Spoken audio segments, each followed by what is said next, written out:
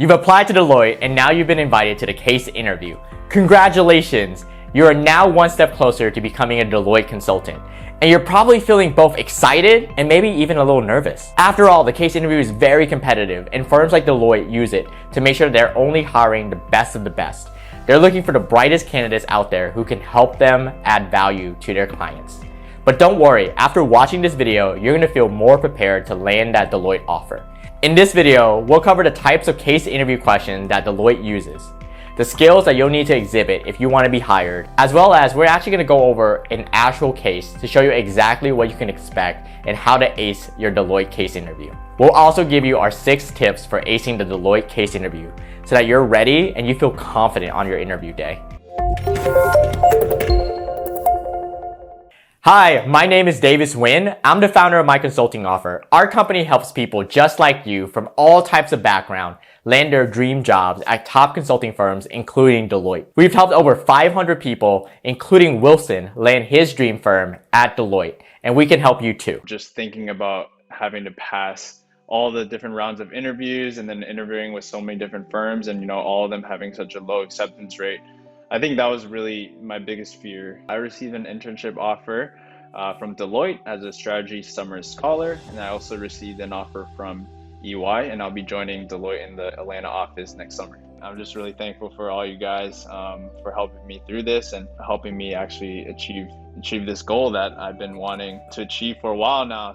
If you're joining us today for the first time, click subscribe and you'll get new videos on landing your dream consulting offer as soon as they're available. Deloitte is one of the big 4 accounting and consulting firms, and in the consulting space, one of the biggest consulting firms out there, and their interviews are known to be thorough. We know that preparing for the case interview can feel scary, especially if you do not have a business background. Fortunately, my team and I at My Consulting Offer know exactly how to help you get ready, and we have a track record for making sure candidates are ready to perform their best during their interview days, including to pass the Deloitte case interview. Let's start with what a business case interview looks like at Deloitte and the types of cases that you'll be evaluated on. First of all, what is a case interview?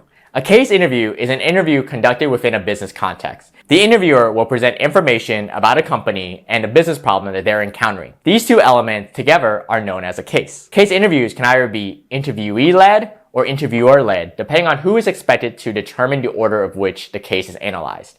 Deloitte case interviews are mostly interviewee-led, which means that they're looking for you to control solving the case. For example, if a case involves looking at the cost and the revenue, you get to decide where you want to look at first. So you can look at the cost first or the revenues first. It'll be your job to break down the problem, choose a framework, and ask appropriate questions to gather data that you need to solve the case.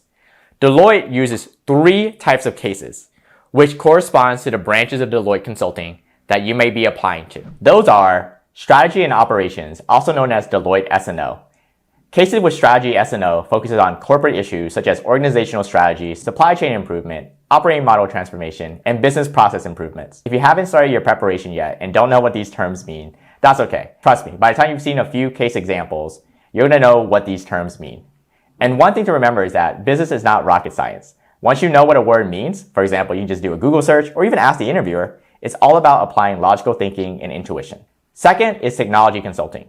These cases focus more on technology, such as digital strategy, IT program delivery, infrastructure, software solutions, and cybersecurity. It may all sound technical, but once again, you're going to be tested on applying logic and problem-solving skills. Finally, are human capital cases, which focuses on people issues such as organizational transformation, cultural changes, knowledge management, and talent acquisition and development. In practice, the branch of Deloitte Consulting you're applying to will of course influence the business case that you receive.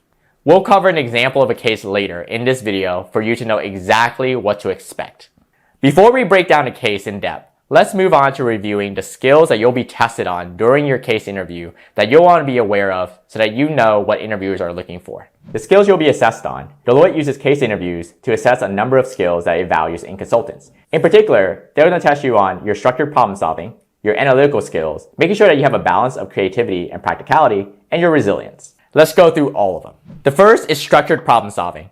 This is the ability to carefully think through a problem in a structured and logical way. It's a key skill for consultants.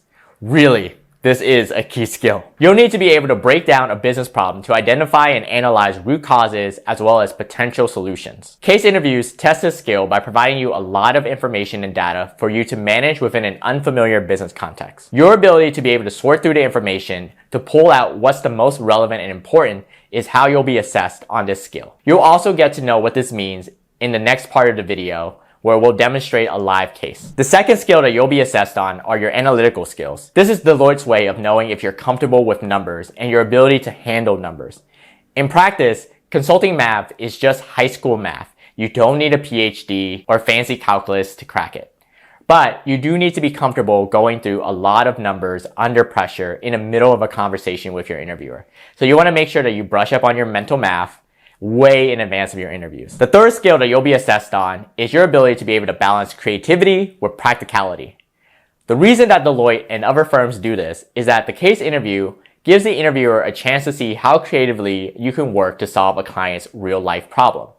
Clients hire consultants to solve complex, multi-factor problems. Clients are not looking to spend tons of money on mundane issues that they can solve themselves. So the interviewer will want to see whether or not you can contribute to building these values for the client using your ability to come up with innovative solutions. However, that innovative thinking needs to be balanced with good business sense. Suggesting solutions that aren't viable or attractive to the client shows that you lack good business sense and good judgment. Whatever your recommendation is, always make sure that you highlight the risk associated with it and how those can be managed. The next skill that Deloitte interviewers look for is your ability to be resilient. Case interviews can feel challenging, very much like solving a real-life client problem. As a result, case interviews are a perfect environment for interviewers to see how comfortable you are when you're faced with ambiguous problems and how resilient you are when things get tough. Whether that's working through a tricky calculation or struggling to see how the pieces all fit together, interviewers want to make sure that you don't easily give up. When this happens, when you feel challenged, take a breath and give yourself a moment to clear your head. Then jump back and keep going. When you're on the job, sometimes the client will ask your team to change something that you've done last minute, or they might challenge you on your conclusion. When that happens, it's extremely important for you to keep your calm and have a go-getter attitude. So make sure to never give up in the case interview and always keep going while staying personable. So great. So that's all the skills that you'll be tested on. So how does solving a case actually look like in practice? Again, I know preparing for the case interview can feel quite daunting. So let's cover an example so that you know exactly what you can expect so that you feel confident on your day of the interview. This case is taken straight from the case interview preparation tool that you can find on Deloitte's website. So you can be sure that this is representative of what you'll encounter on the day of your interview. Here we go. Your client is Recreations Unlimited, a global apparel and sportswear company facing declining market share. They are seeking to improve their digital customer experience and understand broader organizational impact of change. After you get the interview prompt, the first thing to do is repeat the interviewer's information that you just heard to make sure that you got everything right, because you don't want to accidentally use the wrong information or solve the wrong problem. Then you get an opportunity to ask clarifying questions about the business and the case. That's anything that's related to the scope of what you're trying to solve for. For example, if you're trying to solve for a revenue or cost or profit case, you might want to know how much of an impact the client wants to see in their revenues, their costs, or their profits. Is there a certain timeline? Is there a certain geography? For example, is this bound to the US market, an Asian market? Is it global? What's the capacity? And of course, all this additional information that you get access to before the case is going to help you solve the case. But not all of it will end up being relevant in the analysis. But it's important for you to have a full picture of what you need to focus on. You've learned that the consumer product industry is seeing a shift in competitive landscape with an increase in sales through e-commerce rather than traditional brick-and-mortar retailers, e-tailers, and direct-to-consumer manufacturers. Despite high-quality performance and lifestyle products, the client has not successfully reacted to the change in consumer experience preferences and lags behind in e-commerce sales. Moreover, you have access to some detailed information about the company. First, you learn that it's clearly a well-established brand with a long history. It was founded in 1952. It has $11 billion in revenue globally and more than 30,000 employees and hundreds of retail locations. Second, you know that their offerings seem pretty thorough with clothing for men, women, and children, as well as sportswear and equipment. Third, you know that they still have the largest market share in Europe and are growing in other continents. But they are lagging behind the 10% industry average of e-commerce sales, standing at only 5% currently. Finally, you know that they have a high turnover among young employees. Overall employee satisfaction has also been going down the last couple of years in this very hierarchical organization. And that's it for the background information. So make sure that you know about the client's objectives as well as any numerical target that you're trying to hit. Here, the goal is to grow sales through e-commerce with a 40% annual growth in direct-to-consumer digital channels over the next 5 years. That's a lot. A strong candidate will comment on that and note that it is a very aggressive target. The client also asked Deloitte to address organizational considerations in the recommendation. That means that factors such as talent acquisition or organization will also have to be touched upon during this analysis. Moving on to the first question, the structure. The first question you're being asked is the potential reasons for the client's poor e-commerce performance relative to competitors. One thing to understand is that the first question of pretty much any business or case interview is just an excuse for you to show off your structuring skills. During these questions, you'll lay out a framework that will be the backbone of your analysis for the rest of the case. Here's how you could go about doing it. And you can also check Deloitte's website for their own version of the answer later. In order to solve this problem, I'd like to break it down into two major buckets. The first are the internal factors, which are related to those that the company can completely control within the company, and then external factors, which are outside the company's direct control. So within the internal factors, I like to look at three sub-buckets. The first is the strategy, the second is the execution, which I also call governance, and the third is the capabilities.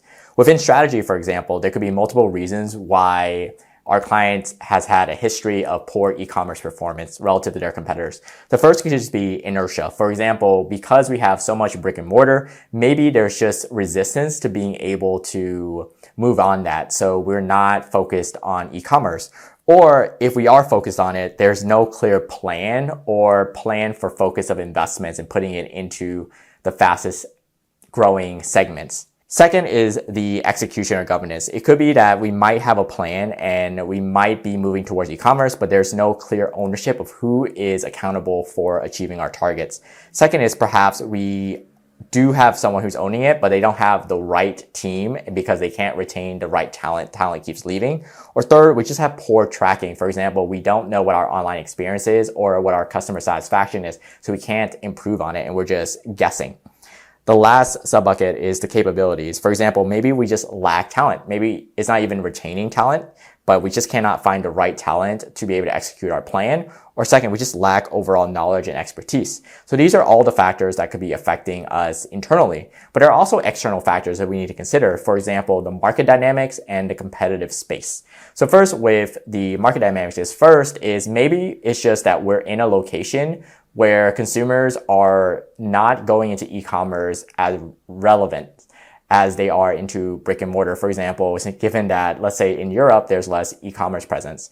Or second, our consumers who typically prefer brick and mortar aren't the same as those who prefer e-commerce. For example, the e-commerce crew, maybe perhaps they have different preferences and they don't see our brand as one that they would purchase as an e-commerce brand. And then next is the competitors. For example, maybe our competitors have a better experience shopping online that's stealing away our potential customers. And second is perhaps they're moving into faster moving growth areas and it's making it harder for us to follow in with them, especially if we aren't the first to market and we don't already have a large presence. So these are all the factors that could be affecting our clients' poor performance in the e-commerce space relative to our competitors. That's a decent structure to start with. Notice how we're touching on all the key issues and there's a very clear structure here that's 3 levels deep to help us make our decision. On the next question, to win digital customers, our client wants to find ways to improve and differentiate their digital customer experience. What are some potential ways to improve it and how would this create value for the customer and the business? This is a simple brainstorming question. For brainstorming questions, it's okay for you to ask for a few moments to organize your thoughts. However, whether you do that or not, strong candidates will always deliver their answer in a structured way. Here's a potential structure that is kind of hinted at in the question. Value to the customer and value to the business. So there's 2 buckets to consider here. First is the value to the customer and second is the value to the business. When it comes to the value to the customer, I see 3 main values. First is the speed and convenience. Second is customers are able to have a more personalized experience when they're browsing more items. For example, you can get customized recommendations, which is what you can get when you're shopping, for example, at Amazon or Shopee. And third is there's more emotional connection to the brand, especially given that there are multiple ways to purchase the item. Next is the value to the business, which I see as 4 things. First is increased customer loyalty. Second is that we're able to have more targeted ads or shopping. And third is we're able to have lower costs compared to, for example, a brick and mortar store. And fourth and finally, we have improved sales. Notice how the last example, there are at least 2 to 3 ideas for each bucket. The case on the Deloitte website has another brainstorming question that we'll skip to keep this video short. But make sure to go back and actually practice it so you can hone your brainstorming skills. Next, let's move on to the math question of this case. Our client has provided us with data to help us evaluate the costs and potential opportunities of improving the website. We know that if Recreationals Unlimited decides to improve the website, it will cost them $10 million. But this $10 million investment will result in an additional dollar spent on average for each of the 20 million people visiting the website every single year. Moreover, we know that the average profit margin on products sold through the website is 50%. That means that for every dollar spent, half of it goes directly to profits. With that information, what can we say about the improvement to the company's total sales and profits, also known as their top and bottom lines? So here the math is pretty easy, which is that for every 20 million visitors we get, if we're assuming that we get $1 on average per visitor, we're going to get an additional $20 million per year in revenue. And since we have a profit margin of 50%, that means a $10 million increase in profits. So to know if this is actually a good amount or not, we need to consider our goal, which is to grow by 40% in the direct-to-consumer online sales. So I'm actually curious if this 20 million in revenue and the 10 million in profits actually will help us closer to that target. Now, a great candidate will not stop there, but will link it back to the original question. Here's what it could look like. So we know, for example, that we are $11 billion right now in sales, and we know that 5% of that is due to e-commerce here. So if we know that e-com provides for 5% of 11 billion, that equals out to be 550 million per year.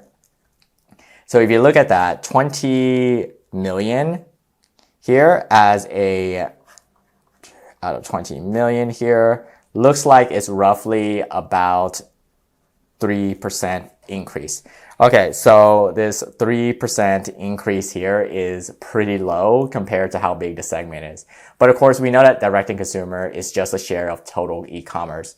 However, if we do assume, let's say that half of the total sales on online sales is e-commerce, that would be half of this here, so it'd be 20 million here.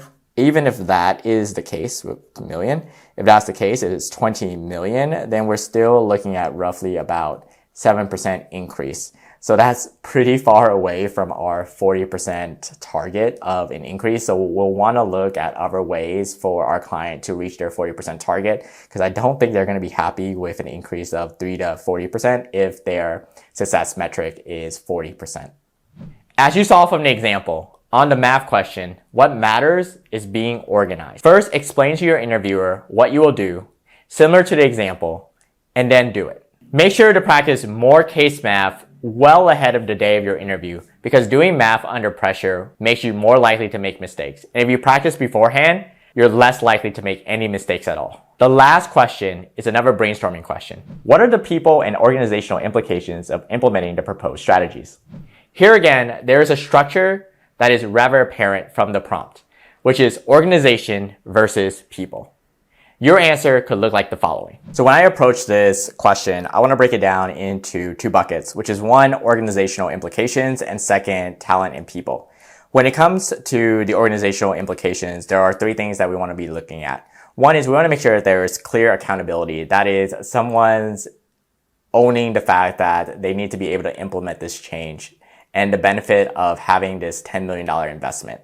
2nd is there needs to be clear governance and accountability all the way from the top to the bottom so that performance can actually be achieved. So it doesn't matter if we have buy-in from the top. If people at the bottom are not implementing it, we can't have that change. And finally, we need to have a proactive system of communication going so that we can actually see what's happening and make sure that everyone is aware of how their work is impacting the organization. Next is on the talent piece, which I also call the people piece, is we need to do 4 things. First is we need to be able to evaluate our current talent pool and be able to figure out what's causing our low retention so that we can increase our retention. Second is we want to be able to review our HR recruiting and career process, which again further helps making sure that we have great talent. And third, we need to be able to design internal training programs that will actually attract and retain workers who want to be here and workers that we actually need. And finally, we want to develop an innovation culture within our organization so that employees know that new ideas are valued and that their ideas will actually be considered and potentially could be the one that allows our organization to achieve our goals here. Great, you just finished up the last section of the analysis. After you finish up the analysis, cases typically wrap up with you making a final recommendation to the client, similar to what you would do in real life, based on the key results from your analysis. When giving the recommendation, you want to make sure that you include the actual recommendation, your reasons for your recommendation, any potential risks to the client, and any potential next steps that you could do to help the client. Here's what a recommendation for a case could look like. So Recreation Unlimited hired us to improve sales through e-commerce with a goal of 40% annual growth in their direct-to-consumer digital channels over the next 5 years. Our current recommendation for our client, based on our analysis so far, is to invest in improving the website experience. And we recommend this for 3 reasons. First is that this will increase our sales by an estimated $20 million annually every single year, and that the break even starts after the first year with just a $10 million investment. So every year afterwards, we're going to see a $10 million profit from that. Second is that it will also create more value for our customers and also create brand loyalty with them. This would also require some deep organizational and talent shifts. Third, of course, is that this change will also have a positive impact on our culture by making sure that we have to move towards a more innovative culture, which has its long-term benefits as well. At this point, though, the major risk is that we have not yet to look at the chance to quantify how far away from our target this leaves us. And there's a lot of details that need to be made in order for us to implement this change as well as hit our 40% target.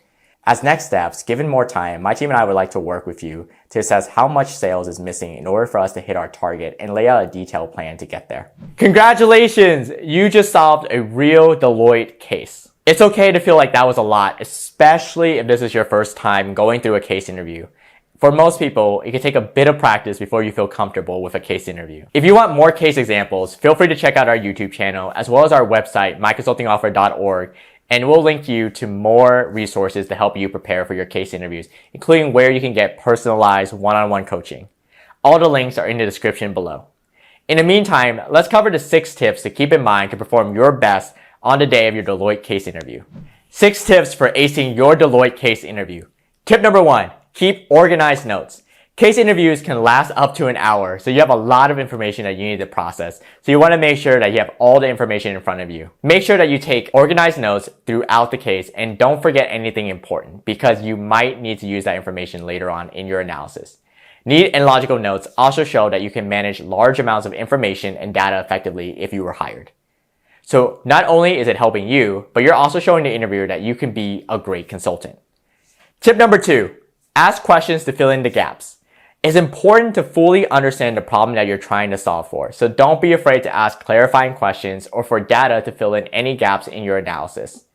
Asking clarifying questions can keep you from going in the wrong direction and wasting a lot of time. It also gives the interviewer insight into how you're approaching the problem.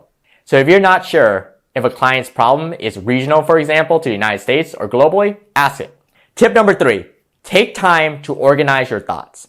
Make sure that you take the time during the interview to compose yourself and to structure your thoughts. It might be tempting to launch into responding right away to every time that your interviewer asks you a question, but really give yourself the space and the time to think through your answer first. You want to make sure that you don't miss on something important or forget an important point that you want to convey to the interviewer. Tip number 4, use a framework and develop a hypothesis. Using a business framework or an issue tree helps you drill into the heart of the problem. This means that you're more likely to develop a hypothesis that solves the key issue that the client is facing. Keep referring back to your issue tree and hypothesis during the interview to make sure that you're on track and that your analysis is logical and you haven't gone down the wrong rabbit hole. As you go through the interview, keep explaining your thought process to the interviewer so they know exactly where you are and exactly what your reasoning is and how you're thinking about solving the problem. Tip number 5, structure your recommendation. Present your analysis in a clear and structured way. Start with the main takeaway. What's your recommendation for the client? Then walk the interviewer through the key results of your analysis in a logical way, highlighting the most important points and explaining how they led you to draw the recommendation and conclusion that you have. But you do not need to repeat the entire analysis. Stick to what matters the most and what will back up your recommendation. Share any assumptions that you've made to reach your recommendation and also any associated risks. This shows that you're also thinking more broadly about the client as well as the situation and the business as a whole. And the final tip, and number 6, is don't forget to breathe. While case interviews can feel daunting, don't panic. View the case as a conversation that helps you and the interviewer understand your ability to think through a problem rather than just something that needs to be solved. This will help you ease the pressure. And remember, the interviewer wants you to succeed. They're here trying to find their next great teammate, and they want to hire you because they want you to succeed. They're really hoping that that person they give an offer to is you. So there you are. You have everything now that you need to master the case interview, especially the Deloitte case interview. Now it's time for you to start practicing. And if you want to become great at case interviews to the fact that you can quickly master case interviews and feel confident going into every single interview that you'll land the offer, we want to help you feel that way. We offer an entire curriculum teaching you how to prepare for consulting interviews, including the case, the fit, and all other interviews that you'll encounter. When you work with my consulting offer, you'll get one-on-one coaching with former interviewers who will work with you to develop your strengths as well as remove your weaknesses. We have a proven process. In fact, here are Wilson and John, 2 clients who landed their dream firm, Deloitte, while working with us at my consulting offer. My results from working with Davis and his team were incredible. I came out of it improving my resume tenfold, being able to be a significantly better caser than I went into the process being. Just thinking about having to pass all the different rounds of interviews and then interviewing with so many different firms and all of them having such a low acceptance rate.